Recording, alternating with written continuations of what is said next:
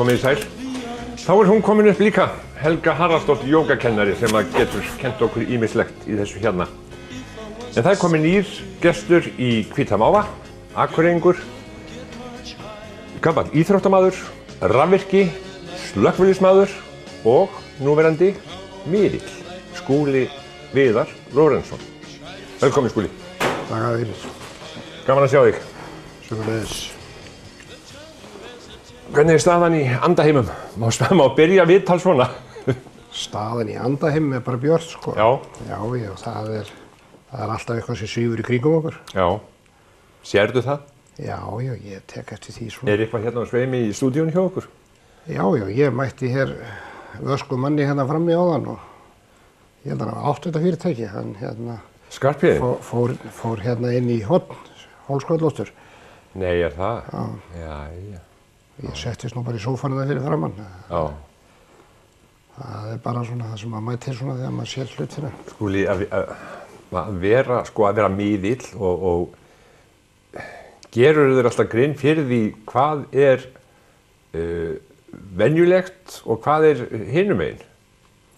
Ég geri það nú oftast í dag, já, en ég verði að gera það að ég gerði það ekki hér áður fyrr vegna þess að lengi vel þá hræddist ég þetta og var svona stundum ekki með sjálfum mér eins og maður segir. Ég hef sennilega verið, já, eða Stefán Vilmur Heiðarsson læknir hefði verið uppi á undan okkur, sko, þá hefði ég örugglega verið settur á lyf, en við erum jafngamlir og hann er með alla á rítalíni og ég hefði örugglega verið settur á rítalín hér áður fyrir vegna þess að á mínu yngri árum, svona frá 14 og upp að 20, þá gerði ég mig enga grein fyrir hvort að ég var að sjá þá sem væru farnir eða bara lifandi fólk. En var þetta sem sagt, þú varst með þetta í þér alveg frá þeim tíma? Já, ég var svona bara þegar ég var barn, sko, vegna þess að ég elst upp hér niður á Eyri og í gömlu húsi sem var stigi í forstofunni og upp á loftið og þar undir var svona kápugeymsla sem móðir mín átti og ég lék mér þarna inni alltaf við vissa persónu sem að mér leið mjög vel með. Það var allt í lagi þannig og við vorum að raða saman mekkanói og hífa í krananum og svona og töluðum mikið saman. En ég áttaði mig ekki á því fyrir seinna meira að þetta var framliðinn drengur. Já. Þetta var á Eyrinni. Þú ert Eyrarpúki. Ég er alveg sannur Eyrarpúki. Já.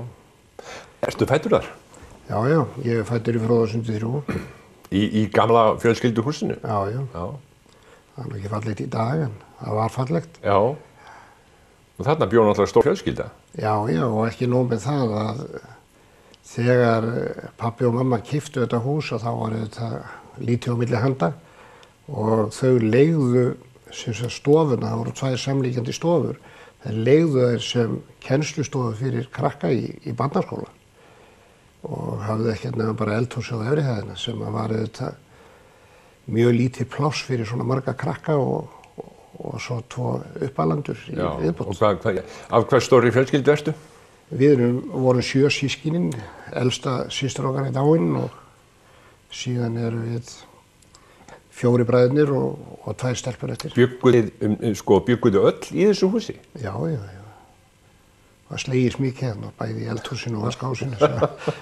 Afi einn steypti nú skorstinn á sínu tíma til þess að miðstöðin trekkti, sko, vegna þess að það var byggður svona skúr við, sko. Og miðstöðin var tekin úr eldhúsinu og sett fram svo það var að byggja skorstinn til þess að þetta væri tryggt og þetta var mjög hár skorstinn. Það ræktu dúur og svona upp á og það var margt gert þarna á Eyrinni í den. Já, þetta náttúrulega hlýtur að vera, sko, þegar þú hugsað tilbaka hlýtur þetta að vera allt öðruvísi heldur en nokkur tíma þetta er í dag meðal krakka.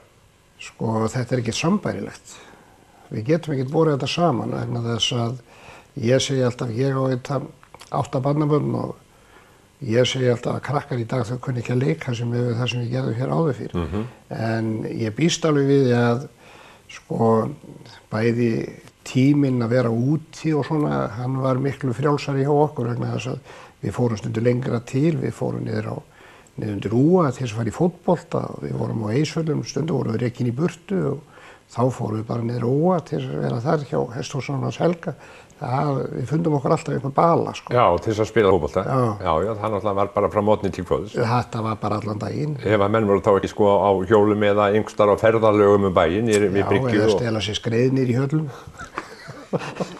Og berja hana til þess að reyna að laga. Það var margt gert, sko. Já. En sko, þessi tími, þessi sko eiratími og þessi barnatími eins og ég segir, þetta er ekkert sambærilegt miðað við það sem við þekkjum eins og ég segir. Nei, og ef þú bara lappar eyrina og sérð hver átti heima í hverju húsi, þetta voru svo stóra fjölskyldur, það voru allstaðar krakkar, sko, það var ekkert hús sem það var ekki eitthvað barn í og þetta var bara svo gaman að vera og það voru allir vinir. Fóruð á herinn? Við fórum á herinn og við fórum í Síón og Hvítasunnuhöfninu, við erum þetta bestu vinir, ég og Sammi var alinn upp í Hvítasunnuhöfninu. Já, bara nánast næsta hús við þig? Já, við fórum þannig á samkomum og gerðum stundum allt vitlaust, það vorum óþekkir. Þannig það hefur nóg að gera í trúmálunum þá? Já, þetta var allt annað viðhorf heldur en í dag. Nú það er ljótt að þurfa að segja það, en í dag er svona hver hendir á móti annarri, það er allir að berjast hvaða Guð er bestur. Ég segi nú alltaf að Guð, hvernig horfum við á Guð í dag? Ég horfa á hann bara sem ljós lífsins, hann er bara þannig og ég þarf ekki að hvorki að kallgera hann eða kvenngera hann, það er bara þannig. Hvernig voru foreldraðinni? Foreldrarnir mínu voru Aðalheiður Antonsdóttir og Lórens Halldórsson.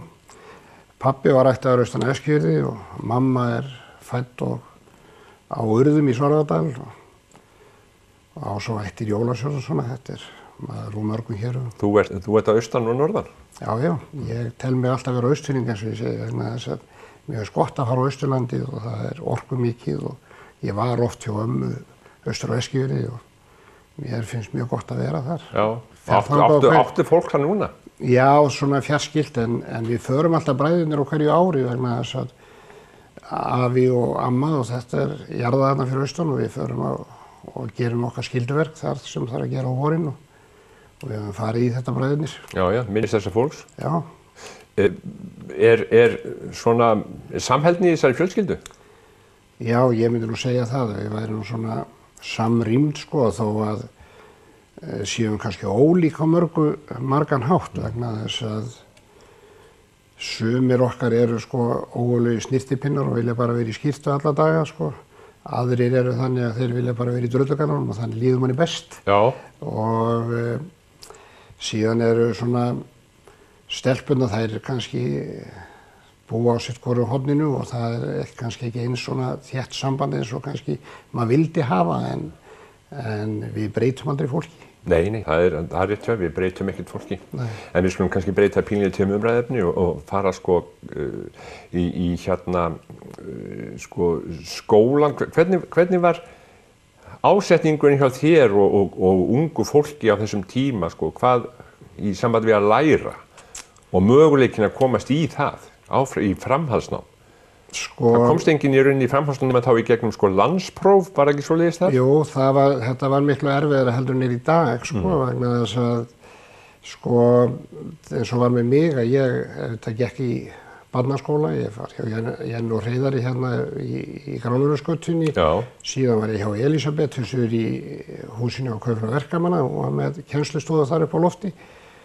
Síðan fór maður í barnaskólan og var þar hjá mörgum kennurum og síðan á leiðin í Gagnfræðaskólann og ég var nú aldrei neitt svona námsmaður. Ég segi þó að dætur mínar séu sprenglærðar í dag þá ná þær því ekki frá mér, þær ná því frá móðurinn.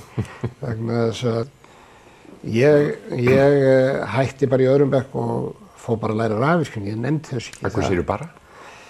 Já, þetta var ekki merkilegt á þeim tíma en núna er þetta víst allt öðruvísi. Nú fá allir húur, allir sko iðnnám er svona svipað bara eins og stúdensnám var hér áður fyrr. En við þessi gömlu sem lærðum hér áður fyrr, við erum bara skussarnir. Já, þið fengu sko samning hjá einhverju meistara á þessu áttar? Það var þannig kerfi? Maður þurfti að fá 4 ára samning sko til þess að klára námið og ná sveinsprófinu og þannig og þá fékkstu meistarabréfið. Hver var þinn meistari?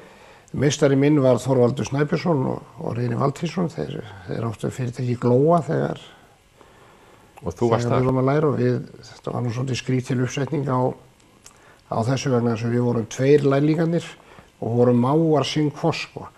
Og ég og Birgir Kristjánsson, við vorum að læra saman og Biggi var mágur Þorvaldar og ég Reynis og þetta var svona og við unnum saman í mörg ár. Já, vannstu lengi í rafvirkjun? Já, ég var í mörg ár og svo vann ég eftir ég fór á slökkviliðið, þá vann ég alltaf með, sko. Já, ég man að þú bjóst jólaskreytingar og seldir fólki. Já, ég hef búin að gera margt ævina. Ég hef aldrei getað verið, sko, iðjulaus. Ég hef alltaf þurft að hafa eitthvað fyrir stafni. Já. Vegna þess að mér líður best þannig að ég get dunda við eitthvað. Ég til dæmis að dunda í dag, ég að dunda við að gera við gömlu Reykjanesseríuna fyrir fólk sem voru framleiddar hér í Já, jólaseríuna. Jólaseríuna, gömlu plastseríuna, dollurnar. Já. Og þetta er erfitt að gera við þetta og ég hef gaman að dunda við þetta. Og þú dundar við þetta? Já. En svo kemur slökkviliðið inn í, þú varst nú lengi þar? Ég var í 27 ár í slökkviliðinu. 27 ár? Já. Og það var ágætis tími, það var engin ólga eins og í dag. Þetta var bara kaffibollin og svo var rifist og gengi bara frá málunum og svo var það bara búið. Eins og í dag. Það er dálítið merkilegt með slökkvilið að það er oft ólga í kringum slökkvilið. Er það kannski of lítið að gera? Það brennur of lítið? Það er hluti af því. Hluti af því að líka sá að bæði bæjaryfirvöld og þeir sem hafa verið við stjórnur eru búin að gera þetta svo amirist.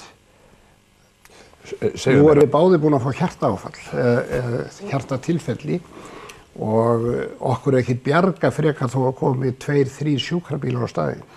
Það er alveg nóg að fá einn. Það þarf ekkert meira. En sko, það er auðvitað skipti máli hver tíminn er sem að sjúklingurinn er meðvitundalaus. Það skiptir auðvitað máli. En ég held að allt þetta umfang, öll þessi menntun, það verður togstreitt á milli manna vegna þess að sumir mennta sig meira heldur en aðrir og þá byrja svona ólga sem að þetta er bara eins og skip sem siglir á öldunum. Þetta brýtur á stundum og skellur niður og þá verða allir, ég segi ofmenntaðir. Það er gott að hafa menntakerfi en við megum ekki gera of flókið. Nei.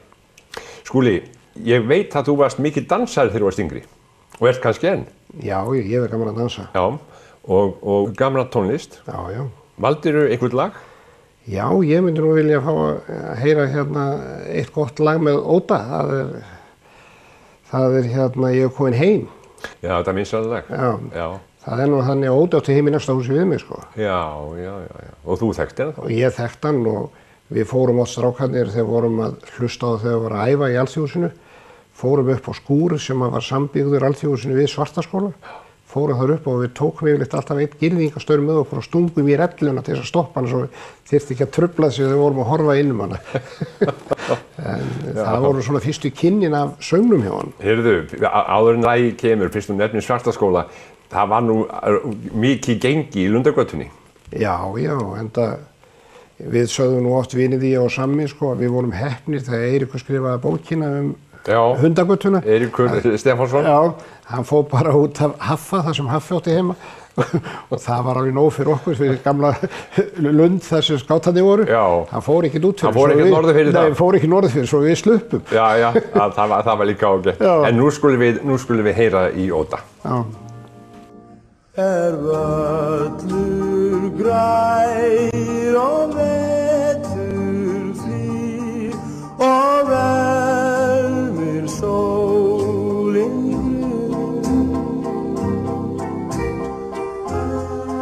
kem ég heim og hyggi þig verð hjá þér alla stund hjá þér við byggjum saman bæ í sveit sem blasir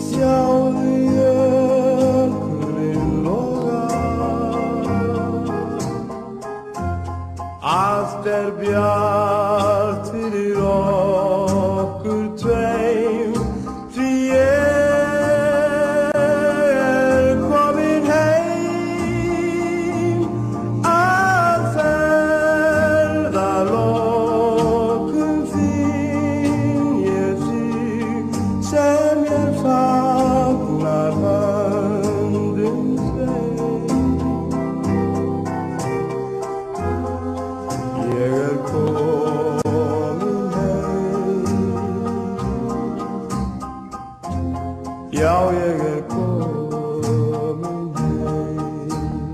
heim. Þá skulum við halda áfram í Hvítum máfum. Skúli Lórensson, Skúli Viðar, hann valdi þetta lag með ódavald. Þeir nefnilega bjuggu hlið við hlið í húsi, ekki rétt? Já, það var eitt hús á milli okkar Lundagöta 17 sem er brunni núna, það var þarna og hann var þarna niður í botnlanganum fyrir við hliðin á Fíladelfíu í litla húsinu. Ég keyri oft þarna niður í gegnum þetta hverfi, mér finnst gaman að keyra það. Það er svona... Þetta hverfi hefur mikla sögu að geyma, sko. Vegna þess að hér á árum áður þegar herskipin og þetta var að koma hérna, þá var mikið líf á eyrinni. Já. Það var verið að keyra kolin í húsin og síðan kom olíudæmið, þetta var alltaf líf. Sem sagt gott að vera strákur á eyrinni, að krakki á eyrinni. Já, ég held að við höfum ekki skaðast af því allavega. Nei, við vorum kallaðir eyrapúkar. Já, og það er bara mjög gott nafn. Það var oft barist á milli, sko, Brekkugötunnar og Eyrarrinnar, sko. Það var svona, já, ólvild þar á milli. Já, Skúli, þú segist hafa fengið áhuga, ekki kannski endilega áhuga, heldur fundi fyrir þessum hérna andans málum bara mjög snemma, bara unglingur eða annars barn. Já, já. Og hvað svo? Ég meina, þú ert í fullu starfi, þú ert rafvirki, þú ert með fjölskyldu, þú ert í slökkviliðinu, þetta fylgir þér. Og hvað svo? Hvaða ákvörðun tekur það þá í þessu máli að snúa þér að þessu? Sko, mörg ár voru liðin, sko, ég var búinn að vera mörg ár í slökkviliðinu þegar hérna var alltaf verið að biðja mig að fara að setjast niður í svona hring og þjálfa þessa hlut upp.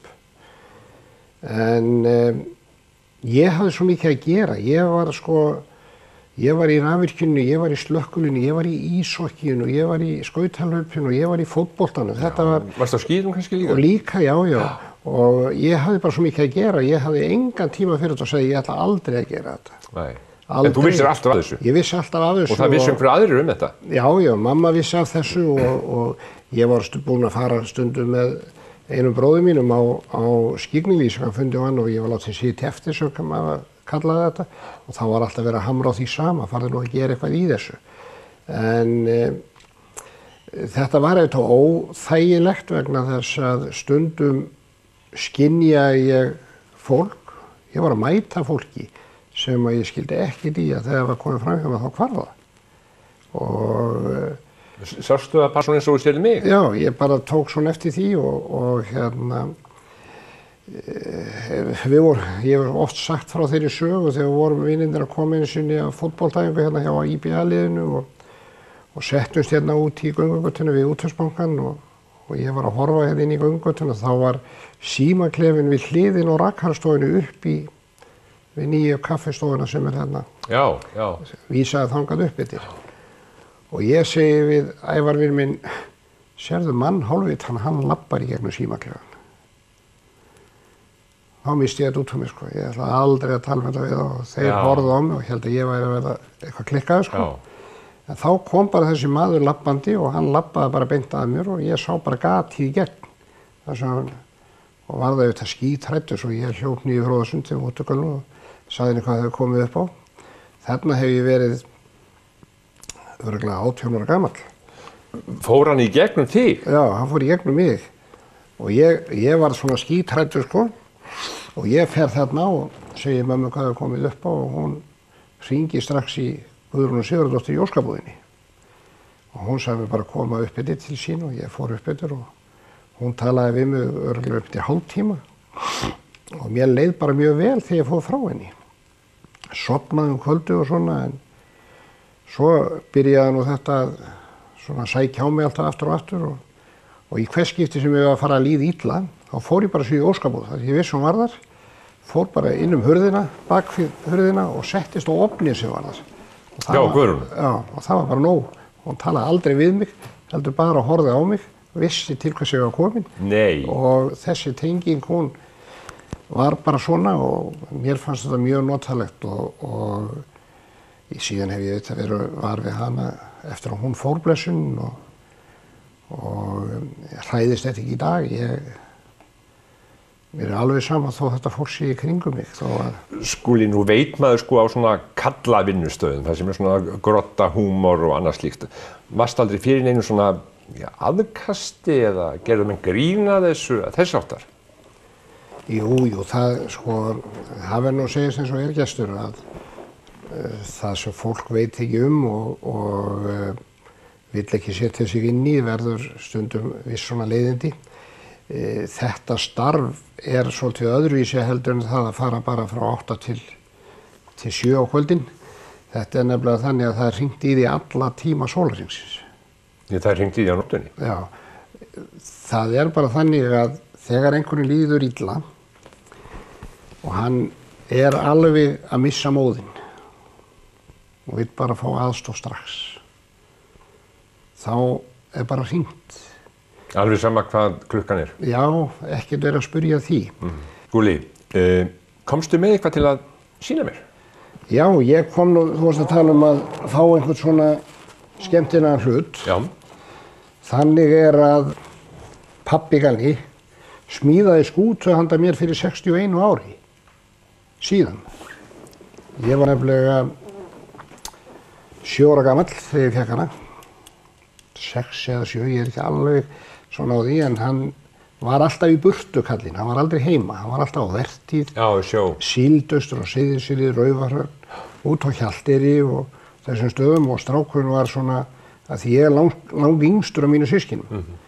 Og hann smíðaði þessa skútu hérna, handa mér til þess að ég geti haft eitthvað til þess að leika mér af, og ég er búinn að eiga þetta síðan, þangað til að ég gaf nafna mínum hann í fermingargjöf núna fyrir nokkrum árum. Já, þessum tiltekna sem vorum að tala um áðan. Og það er bara til þess að varðveita hana vegna þess að ég held að hún er í fínu standi, það er hægt að fara með hann og það er fín tjöld hérna fyrir ofan Dalvík og það. Og siglir henni? Og hann fer og siglir henni það stundum. Og gerðir þú það líka? Ég gerði það, já. En það er svo fínt, maður kannski hefði ekki alveg tíma. Ég mista hann einu sinni hérna á dokkinni hérna fyrir neðan og hún fór hérna niður fyrir Shell bensínstöðina sem var hérna niður á Oddeyrunni og beygði svo bara út fjörð.